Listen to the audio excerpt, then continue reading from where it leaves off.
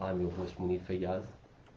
Ladies and gentlemen, today we have again the honor of having Dr. Waheed Ahmed with our guest. One and only, needs no introduction and no formal long introduction because I have introduced him severally.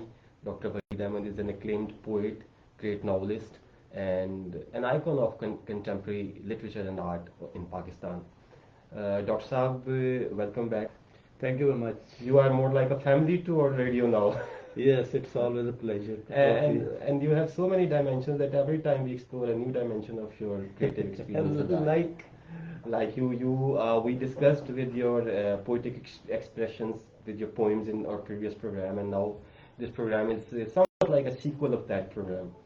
And now today we are discussing more of your fictional exploits, adventures, expeditions in the world of, in the realm of a greater form genre, prose genre fiction. Dr. Saab, Sure. I've talked to you earlier on other forums as well, and one question that I always place to you that being such a prolific poet, you know, your poem encompasses, touches such unique themes from everyday life and from the world higher and above and from the mythological world as well. So how could you find yourself as a novelist, as a fiction writer? Where did you feel the dearth, the scarcity of expression in poetry that you felt in return towards this? Well,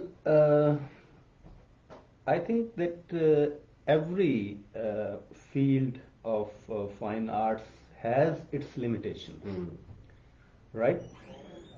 Now, mostly I write stories in my poems, but there are certain stories that you cannot narrate in a poem, I think.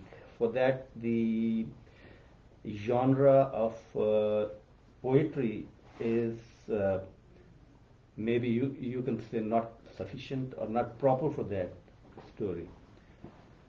For that, you have to write a novel, right? So, and a character started building in my mind, and it evolved like you know like a character which should be depicted in a at least in a short story or a novel, right? Now that character Vino was totally my imaginary character, and then it was taken as a hero of my first novel.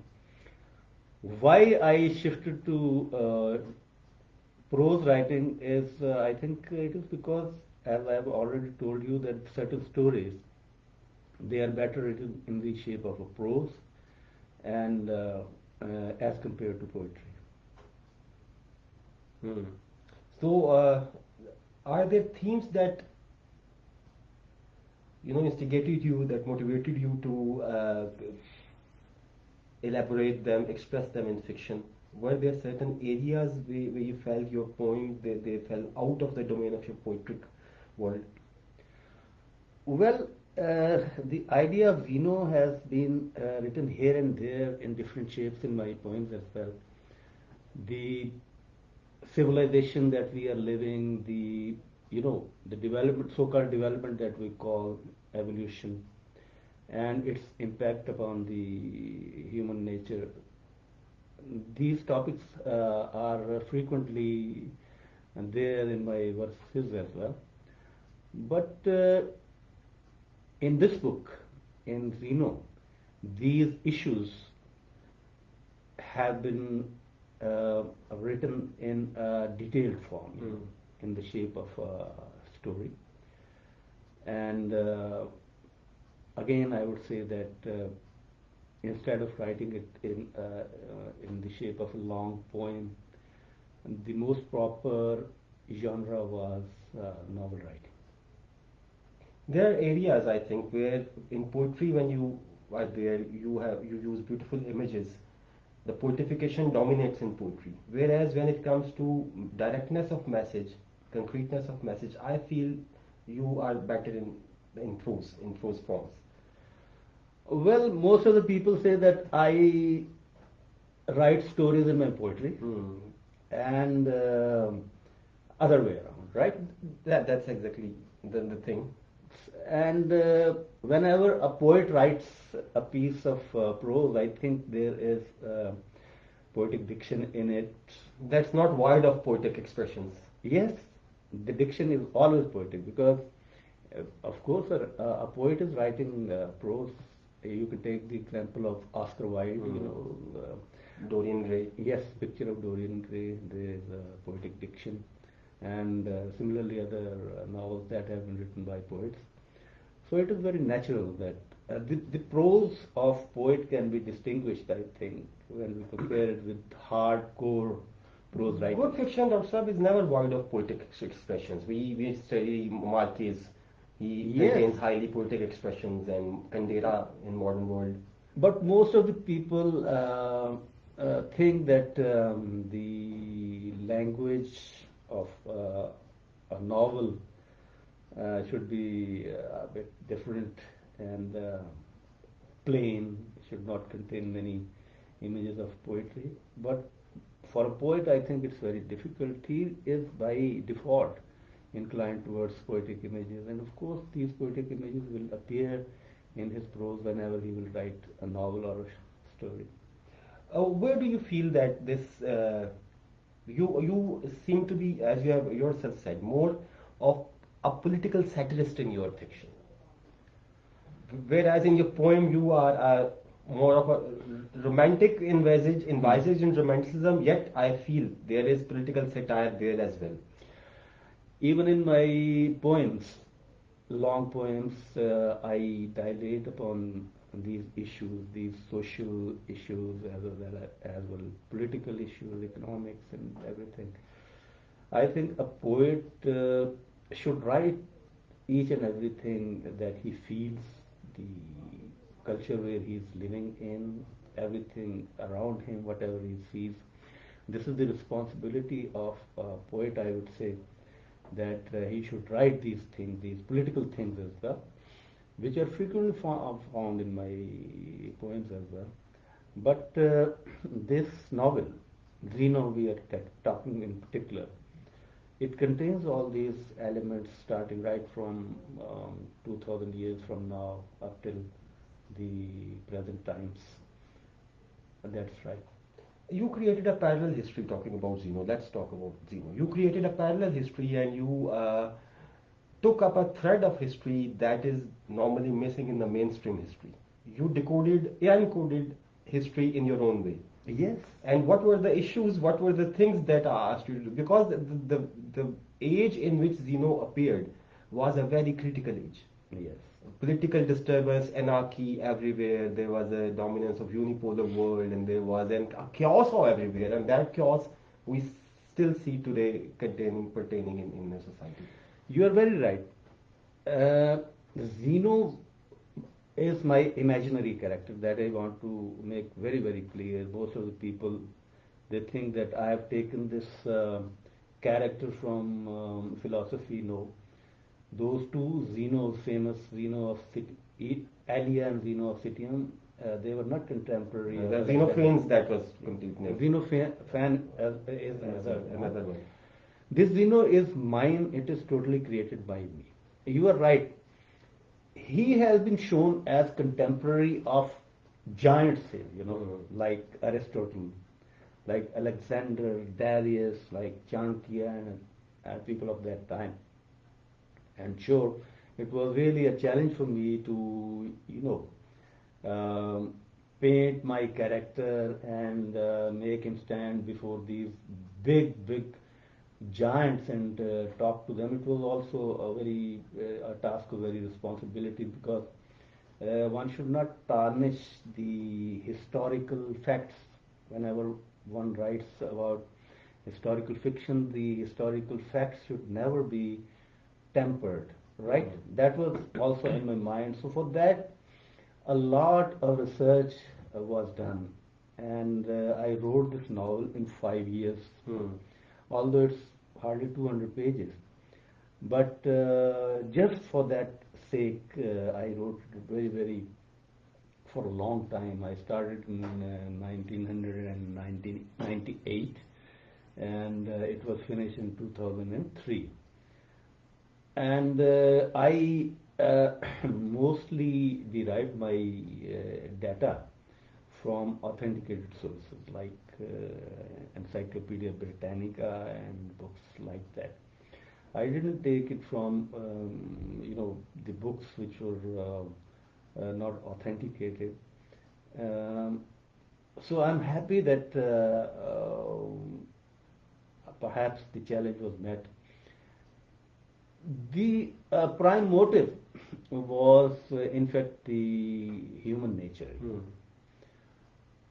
The human nature has not changed, although there is a materialistic, the material world has changed a lot.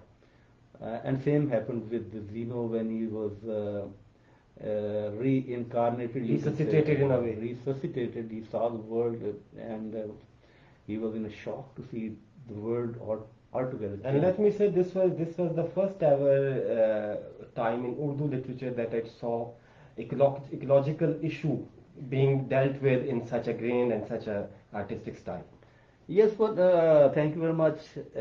One of the advantages you can say that I have is that I am a medical doctor, and I use that medical knowledge, as the medical fiction, and I resuscitated, as you were saying, Zeno, and took him out of snow, frozen, and then put a life into it.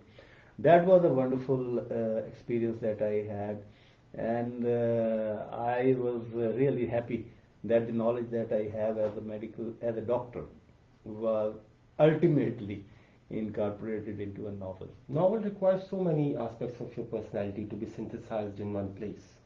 You started with philosophy and history and with civilization, and then there were political issues, and then it touches at the climax. It touches WTO and UN and so many other contemporary political issues, and so speedily. But because I feel, then again you say you speak too much. No. But I'm only assisting you. I'm only opening new dimensions of your Right. First of all, let me share with the audience that Dr. Waheed Ahmed Saab is the pioneer of this whole lot of poets turned novelists. Before Dr. Waheed Ahmed, till 1990s, there was a rule of poetry and short story in Urdu literature. Novel wasn't discussed at all. Yes, for that I think I take the pride. This novel was written at the dawn of 21st century. The threshold. Yes, in 2003, and it acted as a harbinger, you can say, a forerunner. And after that, many of the poets, they started writing novels. And there was almost a mushroom growth, right? And for that, I'm really very, very happy that I've given way to the... Another great credit, Dr. Saab, that no critics have yet discussed, that before you, Urdu novels still anchored on the partition issue. Yes. Partition is one of the most written topic. Here I want to share with you one of my feelings, that mostly we talk about a couple of novels, very famous ones, A handful of... and only quote those novels like Aag Ka Darya and Udas Masle and couple of... But in the heart of my hearts, I believe that the best novels on partition has been written by Betsy Sidhwa. Ice Candy Man. She is my favorite novelist, and I'm really surprised to see that we don't own that writer. That's a trend. She is a Pakistani writer. We must own them. Americans always say, look at the Pakistani writer. Anyways, she has written beautifully in a couple of her novels like The Crow Eaters, The Ice Candy Man, and The Bride. Beautiful images of partition. Now, because trauma of partition is still there, and people have written extensively in it, and even in Zeno, there is a portion that deals with partition in its own. One chapter is there. Yeah. So we cannot, I think, avoid this topic in our long stories. So it is written in this novel as well. But as the time progressed and by 1990s, late 90s, there were certain issues as well that had evolved in this society, and that were post-partition issues, Yes. and that were still untouched. You took up those issues very beautifully. Yes, well. in my second novel particularly, Munir.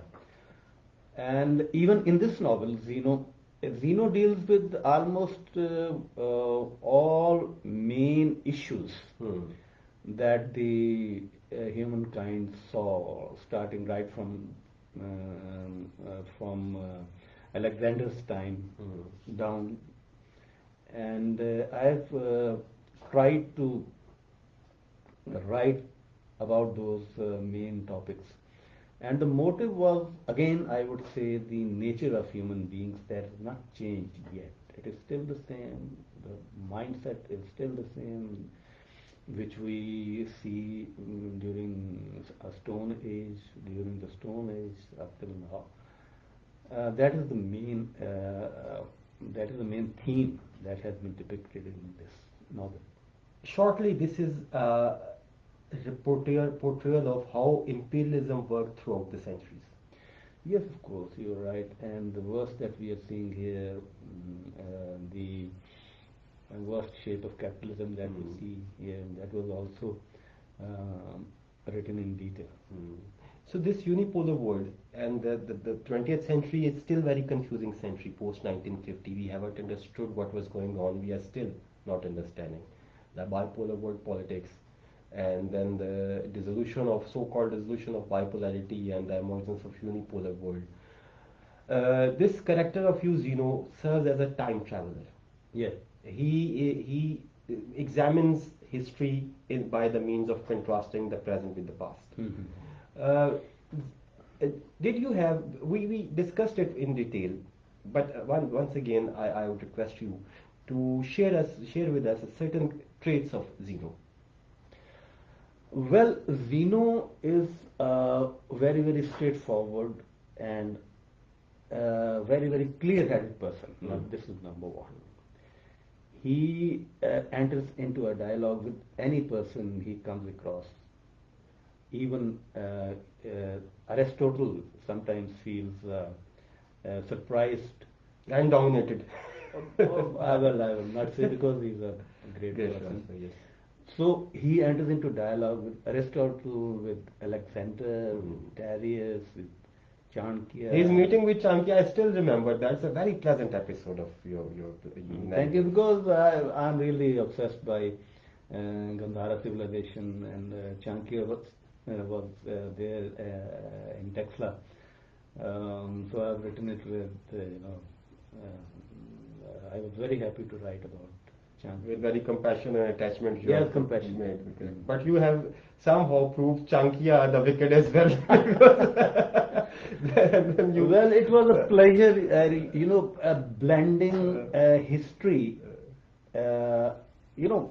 this fact and fiction, blending fact with fiction. That was what I was going to talk about, that you have coined a new genre in Urdu fiction. Science fiction, philosophy, political satire, fantasy, everything mixed, contained into one, and that is that's what thing that is very true to the episteme of 21st century. I'm really grateful for this compliment. In fact, I didn't do it deliberately. These characters, they took me along, and I didn't make a hard and fast outline for this novel. And automatically they took me along, and the story evolved in a very, very natural way. And secondly, I took Zeno in different countries where I have been there. I didn't took Zeno where I didn't visit. For example, at that time I couldn't go to America. I went to America after that. I didn't write much about America. So first-hand knowledge was incorporated in this story.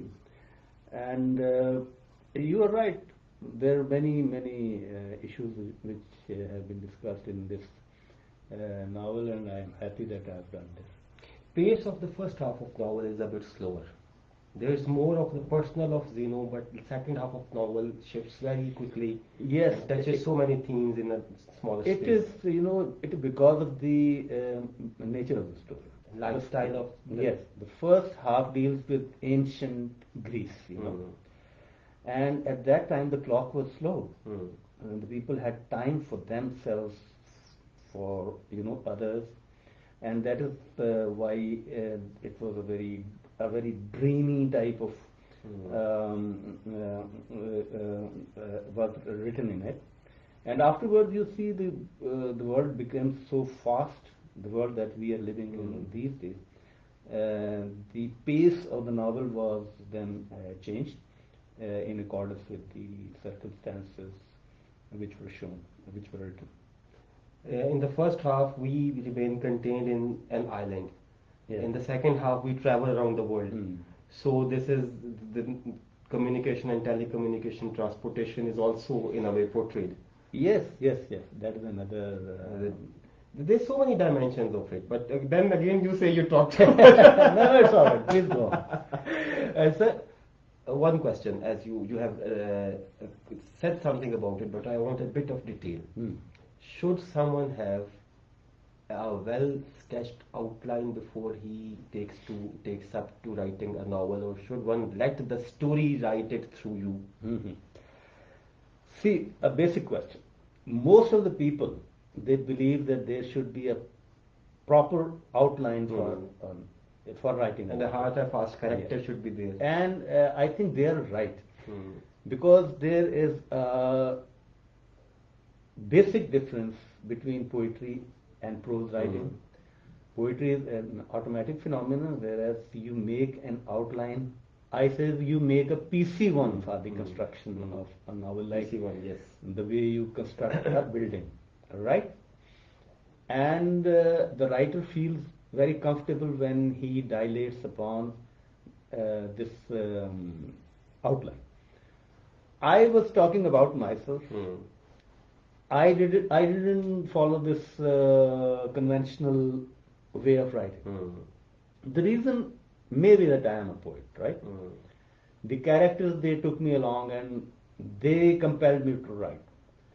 So I would not advise or prescribe that there should be no outline. For writing a novel, I think there should be an outline. So that's it. But I feel that the outline should be very hard and fast. This should be a tentative outline, because as the story develops, it starts. I feel till one passage, till one place, you have to draw the story, but after that, story leads you. I did it other way around, I would again say. And at times I was really, I felt handicapped. Let me be very frank with you. But these characters, they took me along. And I didn't follow the conventional or prescribed way of writing a novel. Again, I would say that most probably it is for the poets who write in this way. Otherwise, there should be an outline. I feel that masterpieces, as we discussed, Milan Kundera and Garcia Marquez, we took the names. And when I read The Fragrance of Gava by Marquez about his own work, and Art of Novel by Kundera, this somehow has this approach of you as well. That once you develop a character, and then character starts guiding you onto the story. Yes. So inspiration, the factor of inspiration and intuition are involved in creativity, whatever the medium is. Yes, I would share with you that first of all, I don't follow any school of thought. I didn't follow. Some critics, they compare this novel with Art Kadriya or other novels where there is dilation of time or something like that. I don't follow anyone in poetry, and I don't follow any person in writing prose. This was all automatic. An idea evolved into my mind, it developed, took the shape of a story, and that's it. And I think this is the field of critics. They compare this one with that one, things like that. I never thought, after writing novel, I came to know that my mindset is towards magic realism. Yes. Both of my novels, they can be interpreted in the light of I right? completely agree. Yes. But it was all unintentional. I didn't do it intentionally. You can see the spirit of the story. It will tell you that it was automatic. But yes, magic realism is somewhere in my mind, and I write under influence of this. The Great Marquez. Maybe. Okay. And magic realism, we see here and there, even in our classical poetry, we see, in our mystics, yes. we see. So it is. There. And I feel that it's in our criticism, academic criticism, we only title things in a new way. The Yes. things already exist, as you have said. And I think that's why the flavor of Garcia Marquez's novels is different than we. People like it. This second novel of you, Munriwala, the Munriwala, not very in a hard and fixed manner, not that, but in a tentative manner. That is a sequel of Zeno as well, in a way that it picks up the issues where Zeno ends. The Munriwala starts in a time that is just after that. Well, in my interpretation, these two novels are quite different to each other and have nothing to do with anyone. Rather, all my books, 7 books, they are different to each other. Mundriwala, in fact, it is, in this way you can say that it is a reaction against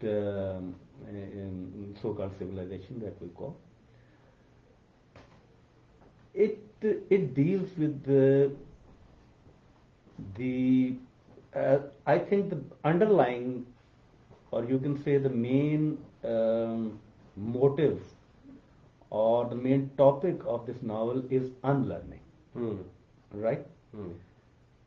Unlearning. We have to unlearn the knowledge that we have been reading here and there, and this knowledge has mostly damaged the human mind, and that is why we are here at this point of time.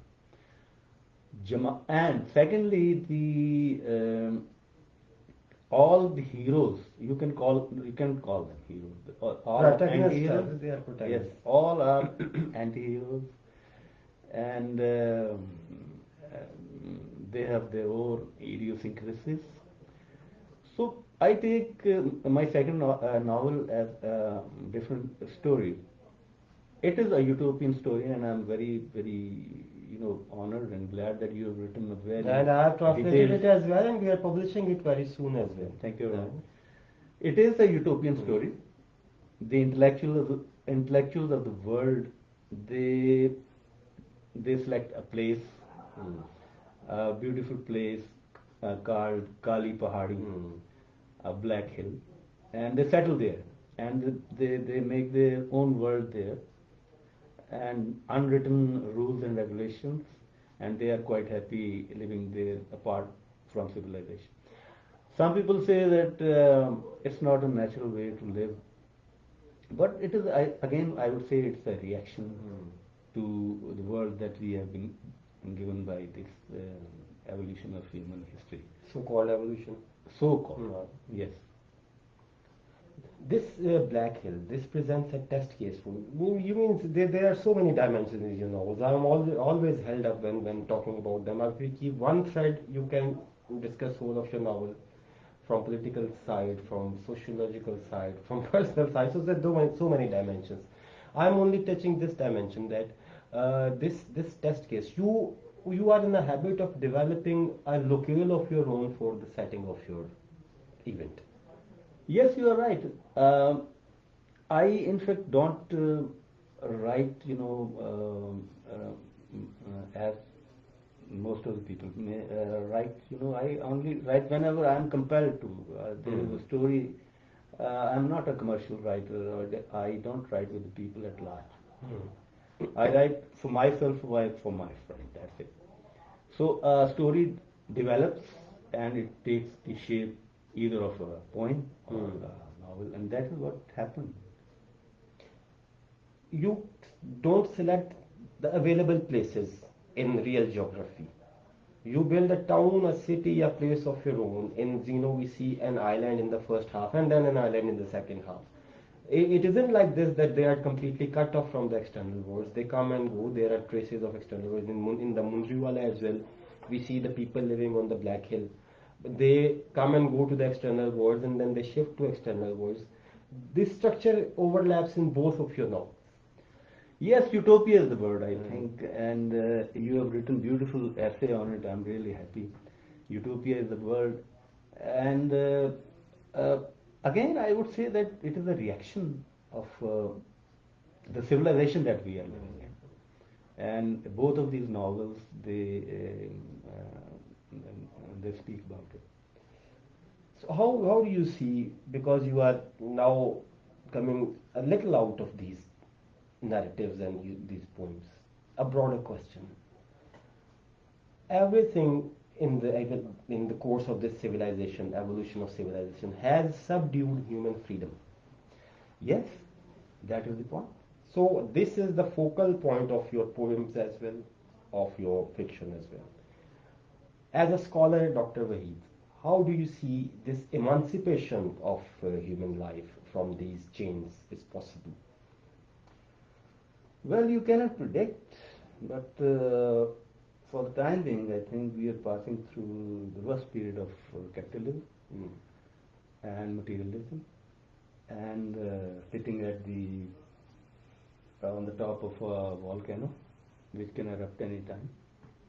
The situation is not very good for the, and that is the motive that made me write these novels. For the time being, there is no light at the end of the tunnel, frankly. And although it is a disappointing type of a situation, but that is what the reality is. But certainly, you don't know, something out of the heaven just comes and the situation changes. There is always a hope, and let's hope that this period turns into a good future of humankind, but the situation is not good. You present art, poetry, word as a joining force of humanity in form of your poems, in form of your novels. Can this, and I'm very hopeful, I'm of your view as well, I'm optimistic about it, that this art and culture can be very significant if we want to join, want to emancipate, want to free humanity of. See, I think a poet in particular should have a holistic approach towards the situation he's living in. He should not limit himself to a certain corner. Whatever I write, I write about myself, about my experiences, whatever I see. And I believe that a writer, a poet, is not merely a poet. He is a historian. He should write whatever he sees. It is the responsibility of the writer to write in a holistic and honest way, instead of just sensual satisfaction. No. Poetry is not just a sensual gratification. It is a very serious business, and one should write in a responsible way. And I try to do that, and I think that's what you have pointed out. In poetry, don't you feel sometimes this sensual part, this element, poetic player dominates more and message is sometimes lost? Yes, mostly. But again, I would say that if we read great poetry, even we start right from Homer, his Iliad and Odyssey, and come down, people have been writing very responsibly, and they have been writing about the situation they were living in, and they have depicted it very, very beautifully in their poems. and that is what I try to write in a holistic manner. Dr. Saab, Zeno was a icebreaker in many senses, in many styles, in many ways. And recently, the sixth edition of Zeno has been here. Yes, it has extensively been published. It has been published 6 times. The first edition came in 2003. Then now in a few months back, its sixth edition has been published, and one of these editions is in Swedish language, and the seventh edition will be published in Iran. It will be in Persian. Very good. Similarly, English translation is also ready for publishing.